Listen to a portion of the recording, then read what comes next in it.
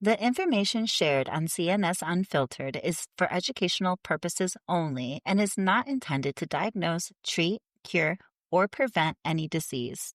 Always consult your healthcare provider before making any health or lifestyle changes. The views shared are those of guests and do not necessarily reflect those of Innate Clinical Nutrition or its affiliates. This episode includes affiliate links, which help support the show. Hello and welcome. I am Jena Salisbury, and this is CNS Unfiltered, a show where clinical nutrition specialists uncover what traditional medicine overlooks. Today's episode is a solo episode where I cover a case study of my own. And today's case study is extremely personal for me because it's my daughter. Let me give you a scenario, listeners. You are a parent and your child is sick. Their symptoms seem to have no rational explanation, and there aren't any quick fixes at home that seem to be giving them any relief. Where do you go? Their doctor, naturally. Their doctor listens, maybe does a brief examination or preliminary blood work, and their ultimate solution, their first and only solution, is to put them on medication. This particular medication will stop the problem, maybe, but you'll probably need to be on it for life. Would you agree to it? Of course you would. Look, if you are tuning in here, you know what's up. I'm not afraid to say it. The system is broken. Traditional medicine has become a profit-driven machine, and too many people are falling through the cracks, misdiagnosed, over-medicated, or simply dismissed. It's one thing to be happening, to us adults, maybe we're used to it, but quite another when it comes to our children. We, of course, want our children to be healthy and feel safe so they can grow into their full potential. When they start to experience a health crisis, it is natural for us to turn to traditional medicine and trust that they will have our children's health and their best interest in mind. But what so many parents, so many people are now told is that so many ailments and health conditions don't actually need to be healed with a prescription first. We're usually not even given the option to look deeper with traditional medicine, because a system designed with profit in mind is designed to keep us sick. This is why they're usually presented with medication as a first and often singular option. A pill that gives side effects to be fixed by another pill is no secret. But what if deeper and more detailed testing, like provided in functional medicine, could provide a root cause, an actual origin to the problem? What if your doctor told you that you were able to heal your child with food and simple lifestyle changes, maybe a few supplements to get out of deficiency? You'd, of course, go that route. Your child would get better, and the system would lose a paying customer. This was my experience with my daughter. When she began having unexpected symptoms related to her growth and mental health, I started with traditional medicine, despite knowing what I know as a seasoned CNS. Even knowing the system prior to children and being very mindful of my approaches and actions medically with my children, when something happens that triggers the mommy worry, my self-trust went out the window, and I wanted what I thought was the expert to tell me what to do. And after some preliminary blood work, the conversation immediately steered to a pill to solve the problem. They weren't willing to explore nutrition, stress management, supplements, stool test, any other option. And this was for my 11-year-old child, where she was facing having to be on this medication for the rest of her life. Well, this is not everyone's experience, and not every traditional doctor works this way. The majority of traditional healthcare continues to operate in this manner, and people are not getting better. Traditional medicine often leaves out preventative or root cause solutions that negate the need for pharmaceuticals. With the presence of the pharmaceutical industry and mainstream healthcare advertised like Cheerios on TV, profit is often the first concern and the end goal.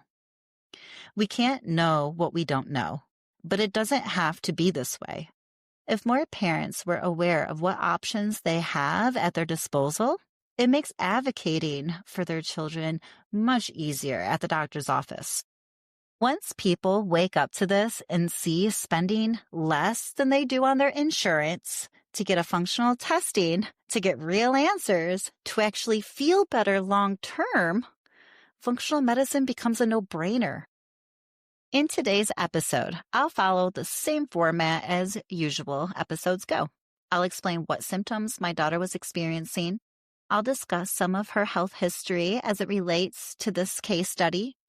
And I'll explain in depth where traditional medicine left off, or really where we left traditional medicine. I'll walk through my protocols and the way I thought through it as a CNS and how the doctors think through it. I'll be debunking a myth at the end, and you'll learn how finding the answers and simple changes can transform and did transform my daughter's health, reversing the numbers on her initial labs and how it helped her get back to being a kid. Stay tuned.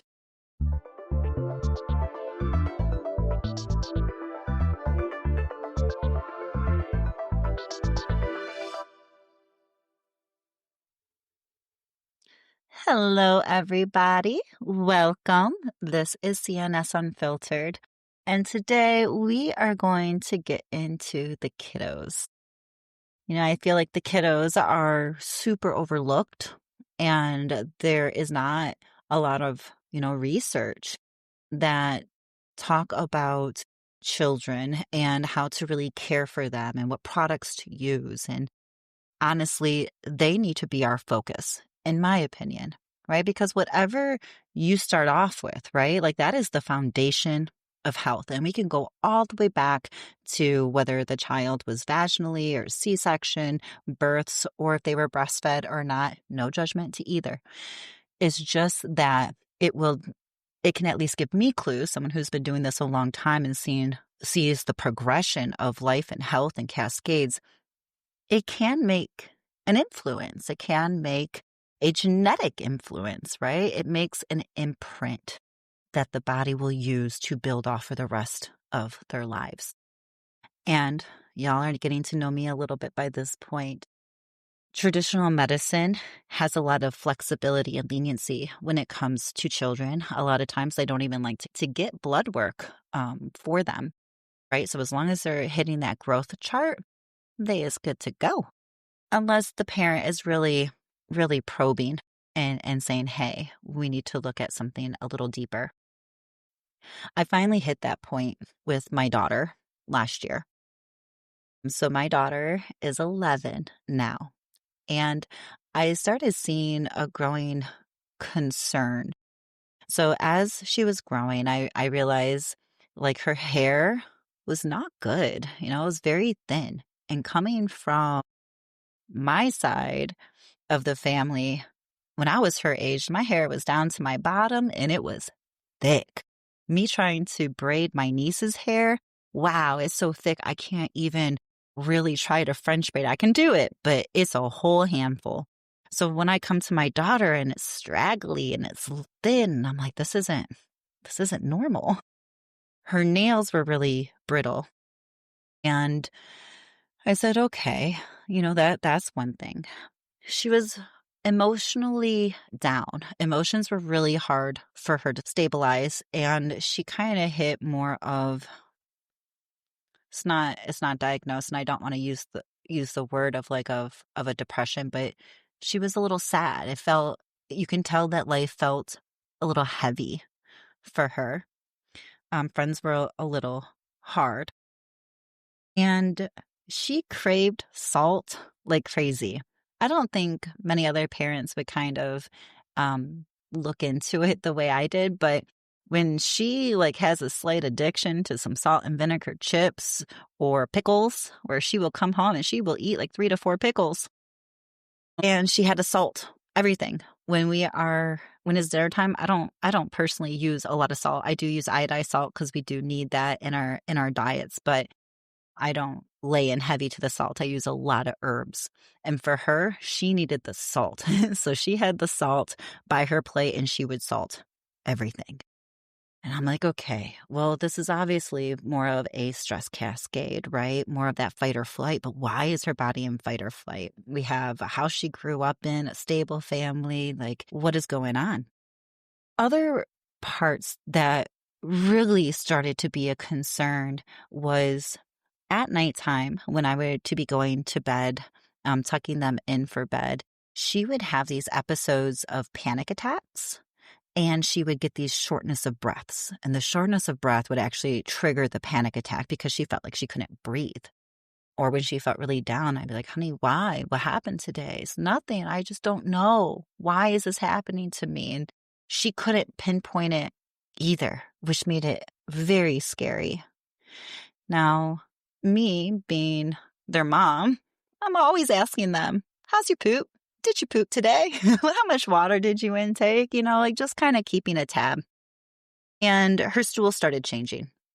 She started complaining about pain right like above the belly button. So right above, right kind of in that solar plex area, the part that makes it difficult to breathe. She started getting loose stools, stomach aches, diarrhea. And I said, okay. Their father has ADHD and was medicated. And so I'm like, you know what? It's time to get the kids tested for ADHD because I had also been informed, that it could present very differently in females, and especially young females coming into puberty and be more of the mentally unstable piece.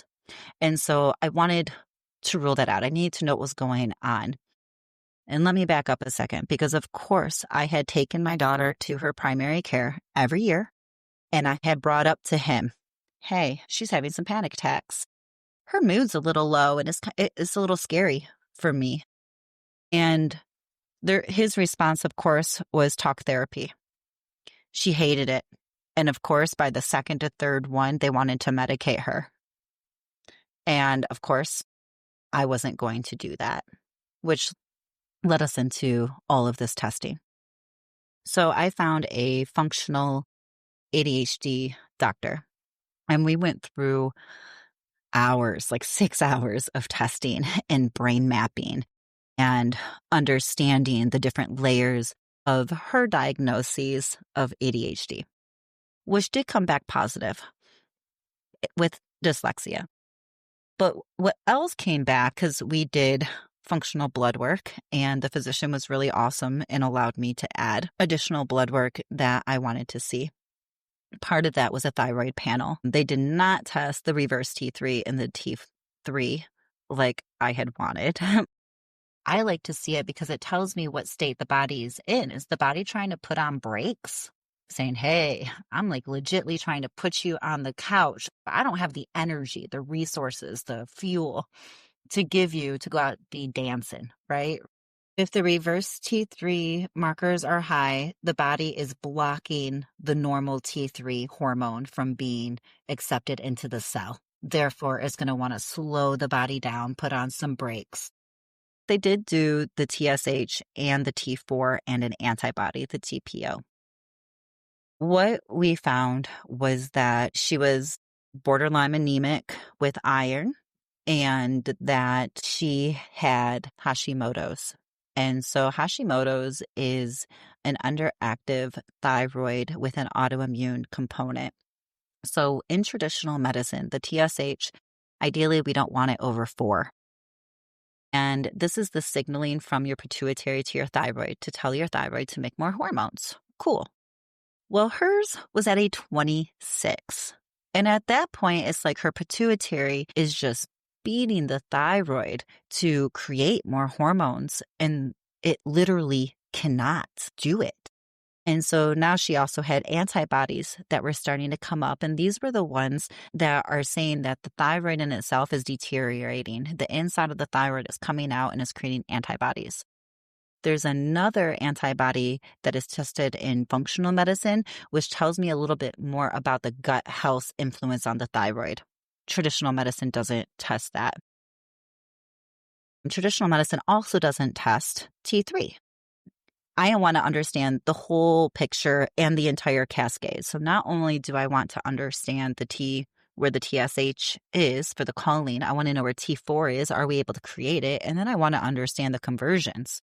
Are we converting? Because those all tell me different stages of where we're at, where I can throw in a wrench or where I can throw in some supplements and correct the process. From there, right, I get sent to a endocrinologist. And this endocrinologist, of course, says, well, there's antibodies, so the only thing I have is to give her levothyroxine, which is a T4. And so right off the rip, they wanted to give her a high dose of a synthetic thyroid hormone, which will just start to shut off her thyroid. Because there's a presence of antibodies, this automatically makes this not just a hypothyroid presentation, but now it's an autoimmune disease. And so once it becomes an autoimmune disease, from my understanding, how this endocrinologist kind of put it to me was, well, that's it. Like, they're attacking the thyroid. There's nothing we can do about that. All we get to do is manage the symptoms and replace the hormone, give it T4, since obviously her body's not going to create it. The physicians, like, they don't deal with autoimmune. The way they deal with autoimmune is here's an immunosuppressant. So the way traditional medicine looks at it, it says that the hypothyroidism is caused by the autoimmunity. And so therefore, since it's an autoimmunity, the only option they have is to give the body the hormones the thyroid will no longer create. Because to them, it's over. It's dead, right? Like, pretty much is how I interpreted that of, oh, well, there's antibodies, nothing we can do about it. Here's the progression. And this is the only conversation to have. So 11-year-old girl. And I was not okay just replacing the thyroid with no conversation. So of course I asked if we can get another panel done with reverse T3 and T3 so I can see the full picture. Her response was they only do reverse T3 if someone's really sick. And so I said, okay. I'm like, well, what about armor thyroid, or what are some other things I can do? Armor thyroid is considered a glandular, which means it's made up of thyroid glands from animals. And in this case, a lot of time it's porcupine. What it has is the hormones already from the thyroid. When you use armor thyroid, you're giving it a natural version of T4 and T3.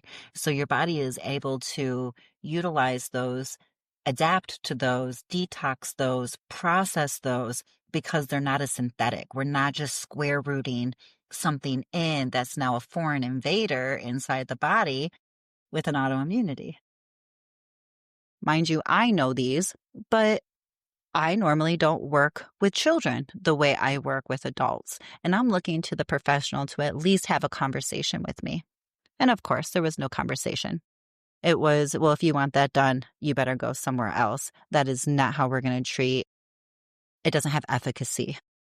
So traditional medicine really likes synthetics because they are very easy to make in a lab, very easy to keep a consistent dose. And so it's very predictable.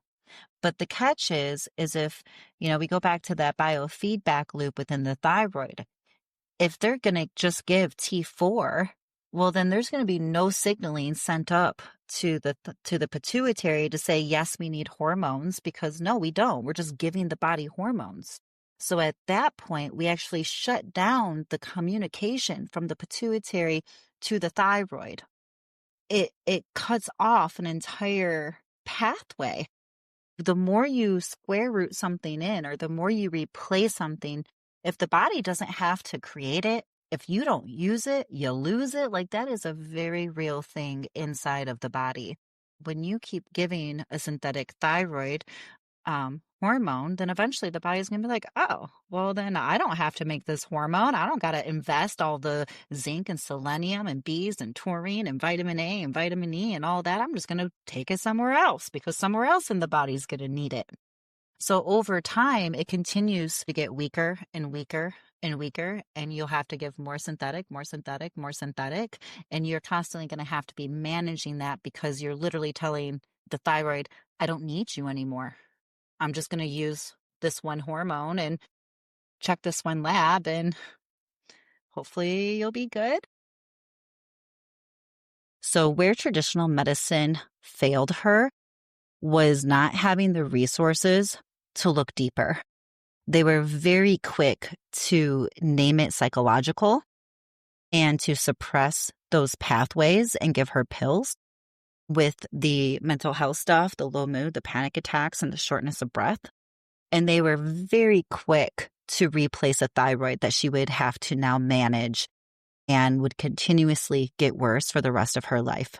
My mother has her thyroid removed. So there is a history of our thyroid needing a little extra love. And so I wasn't going to do that to her. So I needed more information. So I went to her pediatric, who has been with her since she was born. He doesn't practice the way I do, but he's accepting of how I practice and has known me now for 20 years. So when I got to him, it was a much better conversation, but he still didn't have the full understanding of the difference between the like armor thyroid or the cascades of gut health that will influence the thyroid. So what the doctors ended up giving me is a 3-month period where I was able to do whatever I had to do and see where we retest for the thyroid. Once I had her in my hands and I heard what the physicians had to say, the first test I did was a US Biotech GI Advanced. I wanted to see exactly what was going on inside her gut. So once we got into that, she actually had no calprotectin, and so there was nothing eating the iron, which was great to know. Her pancreatic elastase was at a 60 out of 800. So she had really no digestive capacity. So this was causing all this undigested food to go into the upper intestines, which allowed bacteria from the colon to come up into the upper intestines, eat that food, turn it into gases, and now we have a small intestinal bacteria overgrowth. At that point, it steals your oxygen and it gives you different gases, and this causes a shortness of breath. This causes a high toxic load inside the system, which makes the body feel under attack, which can give a panic attack. So right off the rip, I see an area we can improve. That's followed up by a very suppressed secretory IgA, so the immune system that balances the GI. Zonulin, which talks to me about the permeability of the gut at an 83 out of a 107. So she's leaking all over the place, which would have a direct impact on the thyroid and its stress state and its antibodies. Beta glucogonadase was raging at 6,978. I don't like it going over 2,000. For an adult female, like someone raging with estrogen, someone given hormones, like I don't want it to go over 2,000. And hers was over 6,000. Like what SIBO does is it creates a nest, right? They're living organisms. So we have to know they're going to do things that we do or animals do, right? They're going to create a nest. They're going to create their safety. They're going to collect their food. And so part of that is they block the pancreas so that way the pancreas is not able to produce enzymes, so it doesn't digest their food. It just keeps all of this undigested food up there ready to be eaten. And then once they move from the colon up to the small intestines, now we're in front of the liver, except for not behind the liver. And now they're going to block detox. So they can't be detoxed out. So the food can't be detoxed out. So they create this breeding ground in the upper intestines, which just gives all of that gas and that bloating and that pain. And that's exactly what was going on inside of her gut. The girl was not detoxing. The girl was unable to regulate her hormones, and all of the toxins that her liver was packaging to remove was being undone inside the colon and recirculating. This in itself is a massive toxic load to the body where we can be looking outside of our life and be like, everything's great. Everything's fine. Like, I don't know what's wrong. But internally, the body is freaking out like it's being under attack. Her steroid, which is the fat found in the stools, the malabsorption, was at a 22 out of 10. She did not have celiac and the pH was actually perfect. This poor girl was struggling, and this was just by the environment. As we moved through the test, she had a parasite, 4.5 out of 1. So that was a big contender. Diantomedo was the parasite. We then come into the opportunistics, and she had both methane breviva. I'm saying some of these wrong. I actually don't have to ever really say them out loud. And then our Drosophila vibrio. Both of these give off different gases. So the methane one gives off methane gases, and the sulfur one gives off sulfur gases. Both of these were rather high, and they were the only ones in the dysbiosis. So even though I cannot diagnose, I did not do the breath test, I see exactly what's going on, and she has an infection in her upper intestines along with a parasite. No yeast was found, no pathogens or bacterial pathogens or viral pathogens. We come into the normal bacteria flora, and they're all pretty much tanked. She has none. She has a little bit of Akkermansia. She has 2 bifidos and 1 Clostridia, and that's it.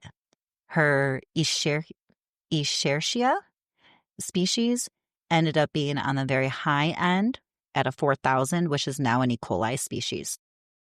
She has no good guys, nothing to balance it, because all of her food that should be feeding these good guys in the lower intestines, we're never able to make it to the lower intestines.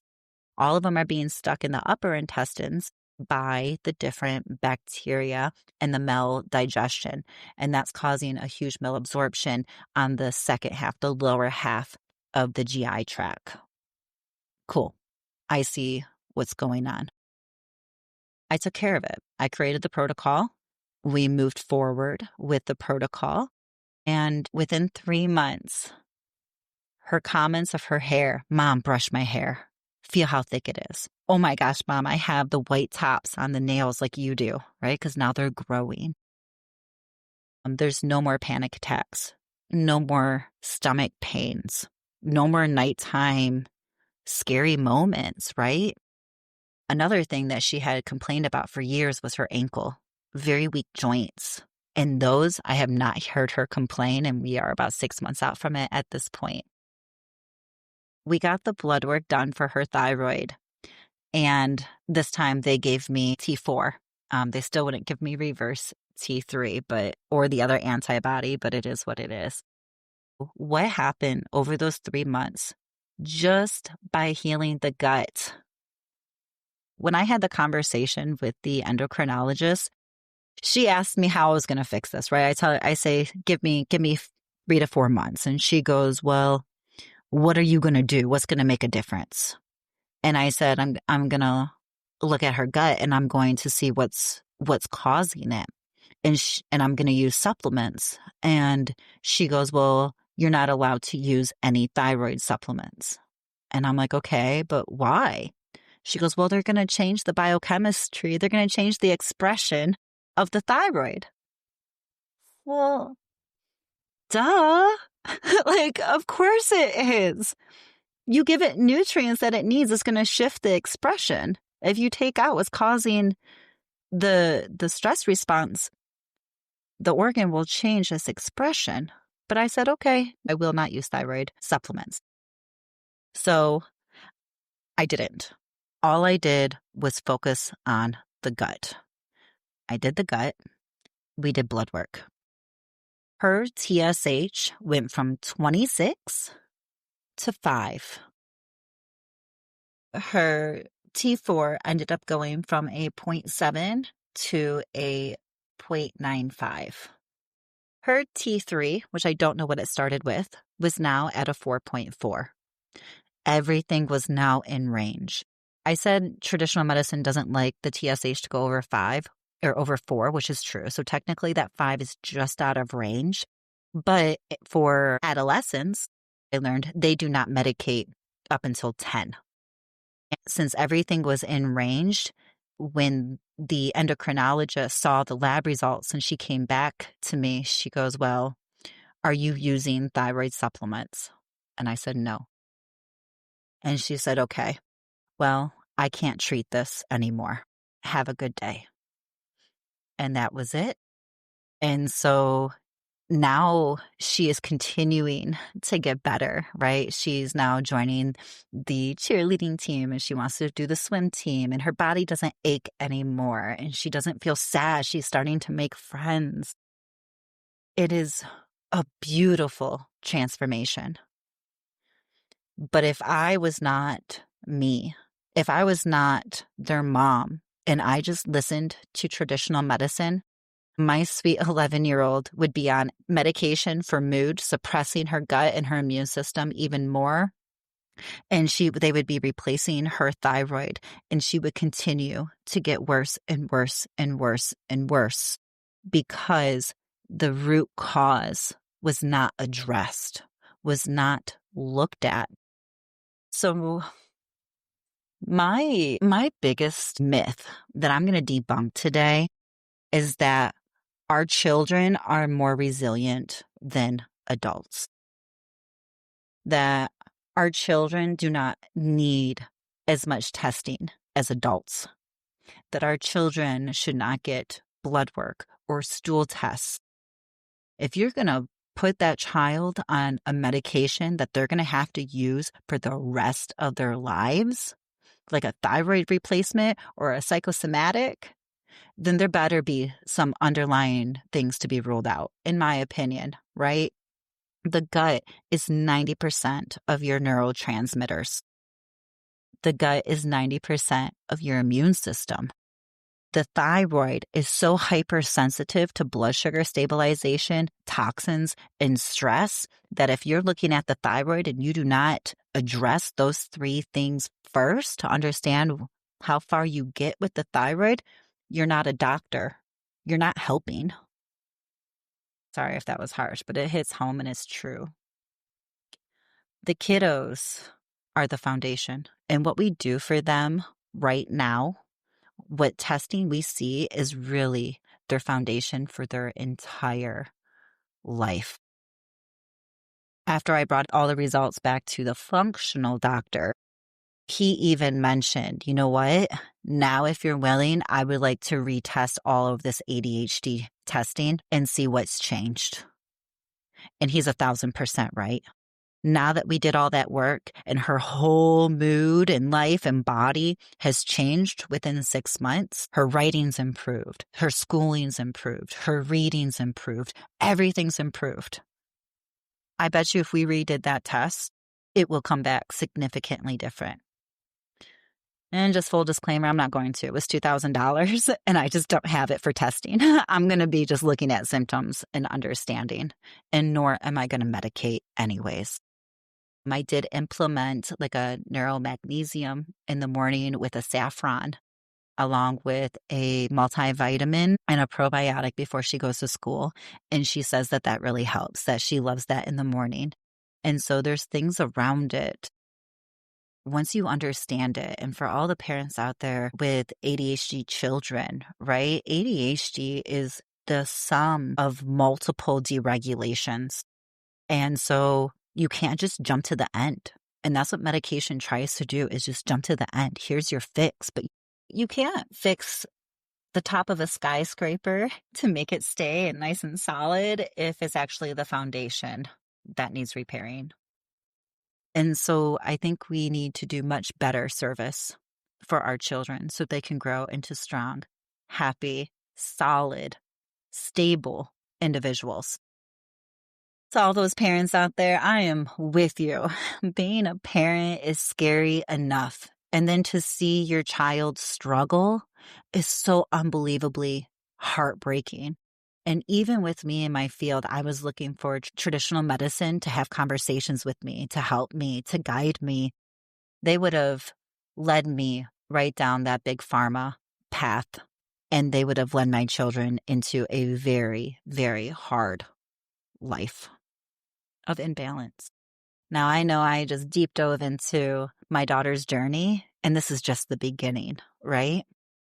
My son, we will be covering him on my next solo podcast. Thanks to our listeners for tuning in today for this episode of CNS Unfiltered. Parents, remember that if your child's condition is not life-threatening, you may have more options than pharmaceuticals. You don't have to accept what traditional medicine sometimes can't get to the bottom of. A CNS can do everything in their power to help you find it and give you your life back, or your child's life. They're just beginning. Check back next week for a regular episode, and stay tuned for more solo episodes with some of my own clients in the future. For more information about my practice, Innate Clinical Nutrition, go to innateclinicalnutrition.com to see some of the programs I offer, or schedule a phone call with me, or give me a follow at Innate Clinical Nutrition on Facebook or Instagram. If you're a future or a current CNS practitioner, functional medicine practitioner, medical professional, or even a functional medicine patient, we want to hear from you. If you have questions, comments, or success stories, send us an email at cnsunfiltered@gmail.com for a chance to be featured on a future episode. If you're a clinical nutritionist or other functional medicine practitioner and you're interested in being interviewed, click the link in the show notes. Be sure to subscribe wherever you're listening so you don't miss a new episode, and share this with a client or classmate who might need to hear it. Once again, I'm Jena Salisbury, and remember to listen to your gut.